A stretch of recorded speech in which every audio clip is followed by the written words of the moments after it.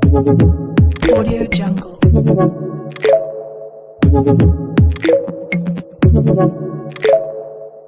अस्सलाम वालेकुम जी, अजीम बट मुखातिब हूँ आपसे एक दफ़ा फिर। और आज आपके सामने कुछ तज्ज़िया रखेंगे अपना, कुछ रिसर्च की मैंने। हम देख रहे हैं कि मुल्क के हालात दिन ब दिन जो है वो बदतर होते जा रहे हैं। चाहे आप रिसेंटली देख लें कि इस वक्त जानी खेल जो वाक़या हुआ, 4 अफराद भी नहीं, बच्चे, नौजवानों को कत्ल किया गया और 8 दिनों से वो लोग वहाँ पे लाशें रख के बैठे हुए थे और किसी हुकूमती शख्सियत को ये तौफीक नहीं हुई कि वो वहाँ पे उनके पास जाके इजहार यकजहती करें। ठीक है, वो आज अपनी लाशें उठाए इस्लामाबाद की तरफ आ रहे हैं। और फिर इन्हीं पश्तूनों और बलूचों को जब वो अपने राइट्स की बात करते हैं तो उनको कहा जाता है कि ये तो जनाब गद्दार हैं, ये तो जनाब रॉ फंडेड हैं, ये तो जनाब मोसाद फंडेड हैं, या उनके खिलाफ ऑपरेशन होते हैं। और हमारे पंजाब के अंदर भी इसी तरह की नैरेटिव को बिल्ड किया जाता है कि जनाब पंजाब जो बलूची है या पठान है, ये जनाब कौम का मुहिब नहीं, ये अफ़गानिस्तान का मुहिब है, या कुछ भी इस तरह की बातें होती हैं। अब वो 8 दिन से वहाँ बैठे इसी गवर्नमेंट का इंतज़ार करते रहे कि आप आके हमारे से दाद रसी करें। हमसे मुतालबा, हमारी गवर्नमेंट से मुतालबा इसलिए किया जा रहा था क्योंकि वो अपने आप को पाकिस्तानी मानते हैं, आपको गवर्नमेंट मानते हैं, लेकिन आप वहाँ पर नहीं गए। खैर, एक तो ये वाक़या हो गया। दूसरी तरफ हम देखते हैं कि हमारे यहाँ, देखें, मैं एक बात मानता हूँ कि हुकूमत में बैठे अफराद की बजाय अपोजिशन में बैठे लोग जो होते हैं असल में अवाम की नुमाइंदगी वो करते हैं। उसकी बेसिक रीज़न भी है, उसकी खाली ये रीज़न नहीं है कि गलत को सही कहना है या सही को गलत कहना है, नहीं। सवाल ये है कि हम देखें तो टर्न आउट जो वोटिंग का हमारे जनरल इलेक्शन में रहता है, फॉर एग्जांपल अगर 80% टर्न आउट रहा है पूरे मुल्क का, और 80% के अंदर से हम देखते हैं कि जनाब जो है ना 25% वोट जो जिस पार्टी को पड़ते हैं वो हुकूमत बना लेती है। आप 25 को जब आप 80 में से निकालेंगे तो आप देखिए कि तकरीबन 65% जो है वो बचती है, वो अपोजिशन कलेक्शन, जो कलेक्टिव अपोजिशन है उसके पास 65% की नुमाइंदगी बचती है। तो वो असल नुमाइंदा होती है हुकूमत की। उसकी हालत आप देख लें, पीडीएम देख लें, फिर उसके बाद पीडीएम के बाद वो जो बाप है बलोचिस्तान अवामी पार्टी है, उसकी जनाब संजानी साहब की मुलाकात यूसुफ रज़ा गिलानी से, यूसुफ रज़ा गिलानी सेनेट के लिए खड़े होते हैं, फिर वो अपोजिशन लीडर सेनेट बन जाते हैं, पीपल्स पार्टी पीडीएम का मरिया मेट करके। और बिलावल साहब बयान देते हैं कि अगर आपको कोई धचका लगा है तो आप पानी पिए, हौसला रखें, लंबी सांसें लें। ये हमारी अपोजिशन का हाल है।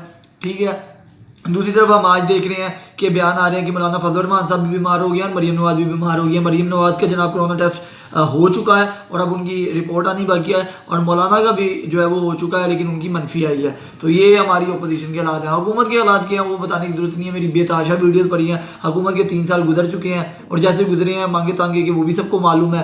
काफ लीग जिनको वो चोर डाकू कहते थे वो उनके साथ है, MKM को वो कातिल कहते थे वो उनके साथ है।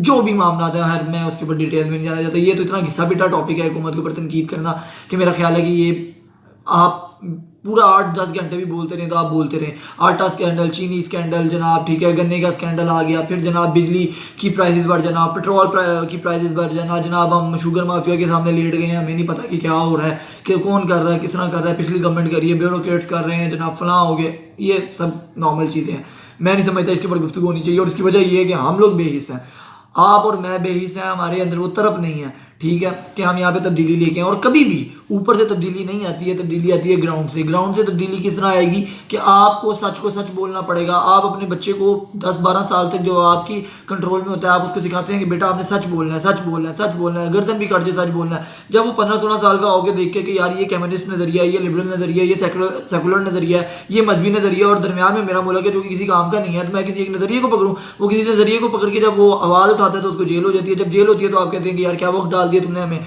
तुम्हें हमने इसलिए पढ़ाया था। भाई 12-15 साल तक आप उसकी तालीम यही करते रहे हैं कि आपने जनाब सच बोलना है। जब वो सच बोल के अंदर चला जाता है तो आप उसको उल्टा कोसते हैं। तो बहरहाल ये तो मेरे ख्याल है कि सारी चीज़ें मैं बहुत दफ़ा पहले डिस्कस कर चुका हूँ। अब हम आते हैं असल इशू पे। इतना सब कुछ हमारे मुल्क में हो रहा है, लेकिन इंडिया हमारे पास लव लेटर लिख रहा है, हमें हमारे साथ हालात सीधा करना चाह रहा है। सीज फायर हुआ है पिछले कई महीने से बॉर्डर के ऊपर, हम देख रहे हैं ना वो, वरना वो जो एक हमारे पास लाइन आती थी कि मीडिया से हमें भी पता है, जो एक लाइन आती थी कि जनाब दुश्मन ने जो है वो बॉर्डर से आबादी के ऊपर गोलियां चला दी और भरपूर जवाब दिया गया, जो भी मामला होते थे, ठीक है, वो आजकल नहीं आ रहा है। सीज फायर हुआ है। सीज फायर होने की वजह क्या है? बाद लोग समझते हैं कि जनाब देखें फॉरेन पॉलिसी कमाल हो गई, खान साहब की आपने क्रेडिबिलिटी देखी है, हमारी फॉरेन पॉलिसी देखी है। फिर यहाँ दूसरी तरफ लोग कहते हैं देखिए जी मोदी कितने अच्छे हो गए, मोदी के साथ ताल्लुकात अच्छे कर लिए, मोदी जैसे शख्स को हमने जो है ना ताल्लुकात बेहतर करने पे मजबूर कर दिया, ठेंगा। और भाई रीजंस कुछ और हैं। आप कुदरती तौर पे अल्लाह तबारक व तआला ने इस मुल्क को बहुत दिया है, और अल्लाह तबारक व तआला ने इस मुल्क के ऊपर इतनी करम नवाजी की है।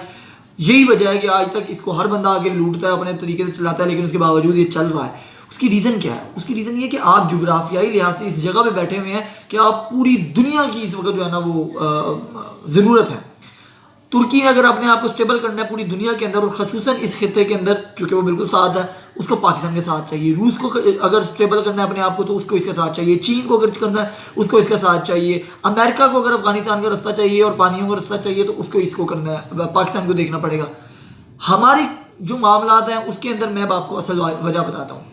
दो लोग इन्वॉल्व हैं इंडिया के साथ हमारे मामलात को सीधा करने में। एक है चाइना। 2023 के अंदर वो चाहता है कि वो अपने आप को सुपर पावर डिक्लेयर करे अमेरिका के मुकाबले के अंदर, और ये पूरा खित्ता उसका साथ दे, जिसके अंदर सी पैक एक रोड मैप है आपको काना करने का। आप यहाँ पे कॉलोनी बन गए, बहरहाल हमें उससे बहुत फायदा होगा, हम उसके ऊपर कोई तबसरा नहीं करते। लेकिन उसके बाद आप आगे आए कि सी पैक के थ्रू वो डायरेक्ट एक्सेस लेना चाहता है पूरे दुनिया की जो सबसे बड़ी मार्केट है वो इंडियन मार्केट है। इंडियन मार्केट तक रसाई चाहता है।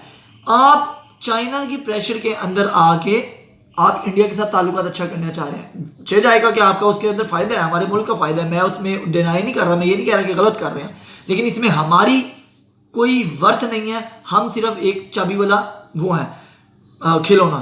हमारी पहली परेड्स के अंदर रूसी आते होते थे, अमेरिकन आते होते थे, सऊदियन आते होते थे, इस बार तुर्की वाले आ गए हैं।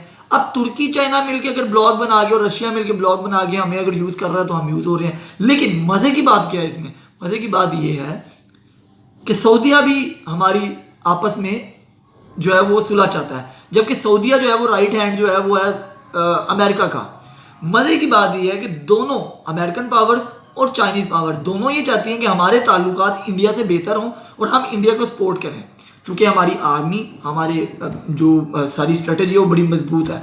किसी भी हवाले से अब आप तनकीद कर सकते हैं उस चीज़ के ऊपर जो इंटरनल मामला था, लेकिन फिर भी दुनिया को हमने नाको चने चबवाए हैं किसी न किसी हद तक, और दुनिया मानती है हमारे वो मजबूत हैं। वो दोनों चाहते हैं कि इंडिया के साथ इनके ताल्लुकात बेहतर हो जाएं, बाद में हम इंडिया को जिस तरफ चाहें, इंडिया की मर्जी होगी कि वो अमेरिकन ब्लॉक का हिस्सा रहना चाहता है या चाइनीज़ ब्लॉक का हिस्सा बनना चाहता है। मार्केट में वो जिसका चाहेगा हम उसी चाबी वाले खिलौने के थ्रू मुड़ जाएंगे। हमारी अभी तक कोई मुस्तहकम पोजीशन ही नहीं है, हमारी कोई फॉरेन पॉलिसी नहीं है, हम अभी भी डुगडुगी हैं और डुगडुगी की तरह चल रहे हैं। और हमारे यहाँ पर यूथिया कह रहे हैं कि जनाब ओह क्या फॉरेन पॉलिसी है, ठेंगा फॉरेन पॉलिसी है। इसके ऊपर मजीद हक़ाइक़ भी मैं आइंदा वक्तों में सामने लाऊंगा। फिलहाल के लिए इतने ही। अस्सलाम वालेकुम।